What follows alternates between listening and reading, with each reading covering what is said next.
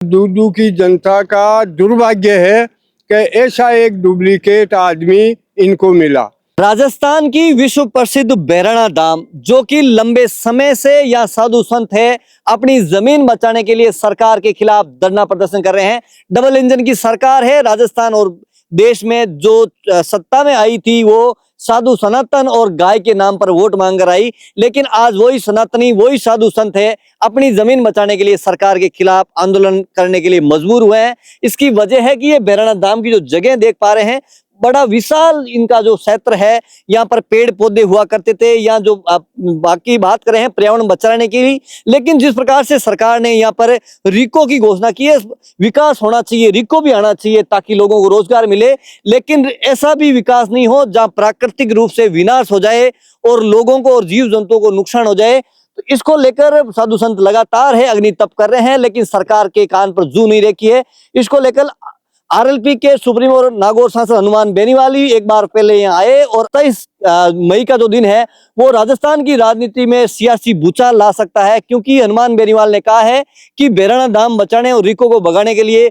पुरजोर तरीके से यहाँ पर आंदोलन कर रहे हैं, जहां पर हजारों की संख्या में आरएलपी के कार्यकर्ता अभी से पहुंचना शुरू हो गए। साधु संत भी लगातार यहाँ पहुंच रहे हैं और कल की जो लड़ाई है वो आर पार की बताई जा रही है। अगर सरकार समय पे संज्ञान नहीं लेती है तो कुछ यहाँ से राजधानी की ओर होगा। यहाँ से राजधानी 40 से 45 किलोमीटर दूर है। ये जगह है दूदू विधानसभा की, जो बैराणा धाम बिचून के पास में है। और दूदू के जो वर्तमान विधायक हैं डॉक्टर प्रेमचंद बेरवा, जो राजस्थान सरकार में उप मुख्यमंत्री के पद पर है, उनसे भी लोगों की, स्थानीय लोगों, साधु संतों की काफी उम्मीदें हैं, लेकिन उम्मीदों पर फिलहाल खरे नहीं उतरे हैं। और अभी आप देख रहे हैं ये बाबा जी, कौन कहता है कि हनुमान बेनीवाल की आरएलपी पार्टी में छापे वाले ये बुजुर्ग लोग नहीं है। ये रणजीत रणवा है और दूदू विधानसभा से स्थानीय है। इनका इंटरव्यू हमने पहले भी बीकानेर जो स्थापना की जो रैली थी उसमें भी इनका लिया है।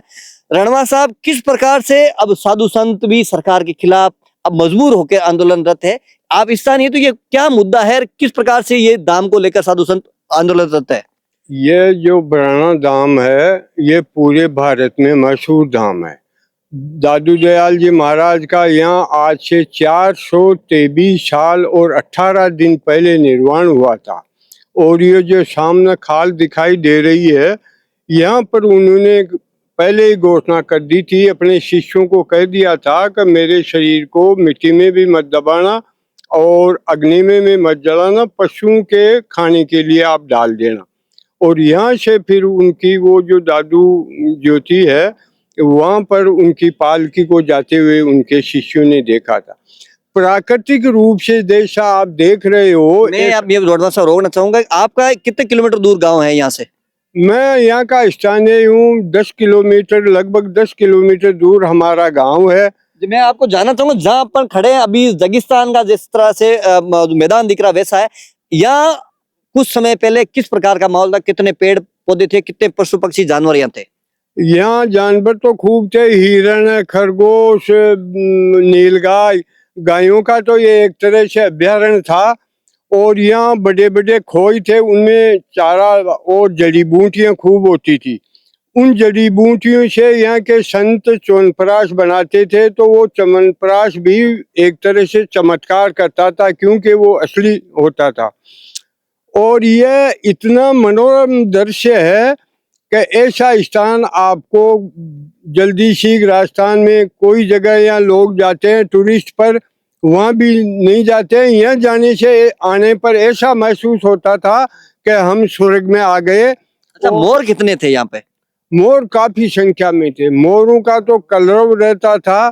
और अक्टूबर नवंबर के महीने में आसपास के गांव के बच्चे जब मोरों की पंखें ढूंढने आते थे, तो इतने इतने पंखे एक एक बच्चा ले जाता। आप जब छोटे थे, इन बच्चों की उम्र में, तो कैसा माहौल था उस समय यहाँ पे? क्योंकि आपकी उम्र भी 70-75 छोटा था, मैं 74 में मैं आया था। ये शाम, इसमें शिलाजीत भी है, और वो मैं शिलाजीत तोड़ने के लिए आया था 74 में। तो इतना भीड़ था कि यहाँ पैदल आना भी बहुत मुश्किल था।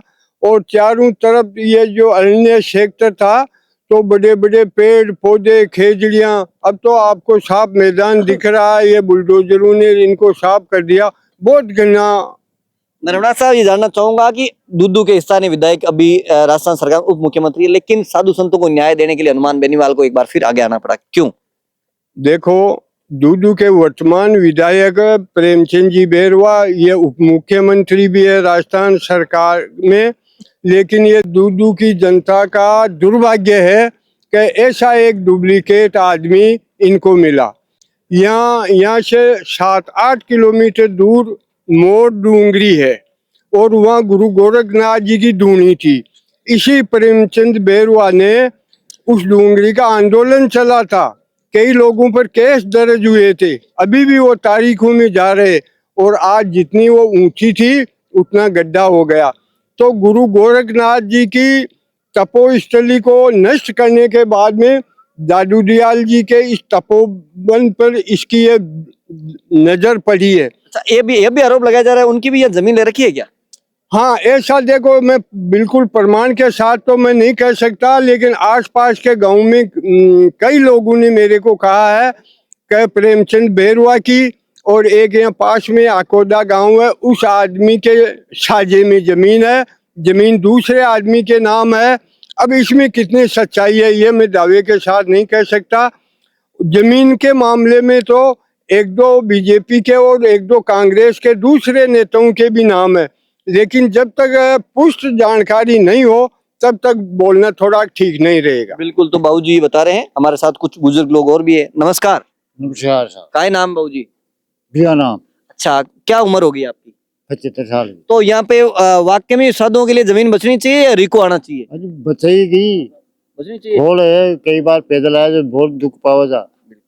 आप क्या चाहते हैं बाबूजी, यहाँ पे रिको लगना चाहिए कि ये जमीन साधु संतों के लिए बचनी चाहिए? यार जमीन बचनी चाहिए। क्यों बचनी? बचनी चाहिए ऐसा।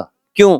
क्यों तो बचनी चाहिए ऐसा। क्योंकि यहाँ आएगा रोजगार मिलेगा लोगों को, नौकरियां मिलेगी, रिको आएगा तो।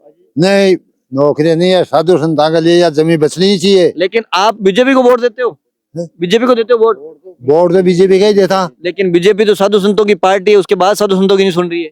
कोई साधु संतों की कहाँ सुन रही है आपकी पार्टी? कोई सुने? कहाँ सुन रही है? तो बैठे ना 1.5 महीने से धरने पे। हाँ तो जैसे सुने ही है एक तो अब इस बार आओगे, सरकार हो कहोगे, वोट देने सुननी पड़ेगी। हाँ। नमस्कार सब। किस गाँव नाम? गाँव मिर्जा सर। क्यों सर? क्यों सर? अच्छा, हनुमान जी की विधानसभा में आया हो? हाँ। अच्छा, आज 8 ही रुको रात का? हाँ ठीक रोका। अच्छा, कहीं लागे कल हनुमान जी बेड़ो पार कर जाए? बेड़ तो पार कर दे रहे हैं। कितनी भीड़ आ सके थाने साहब? बेड़ तो खूब आई सी। खूब भाई। अच्छा, रात रात पूरा मैदान भरी जाए मतलब सोचता। राम राम सर। आप रही क्यों गाँव है? बिल्कुल एक गाँव का हो? बिल्कुल। अच्छा, तो पूरा मतलब बनठन आयो, मतलब सज जजर के भाई काले तो पार करनी है गाड़ी। हाँ, दादू जी महाराज के भक्त हैं। भक्त हो ना? हाँ।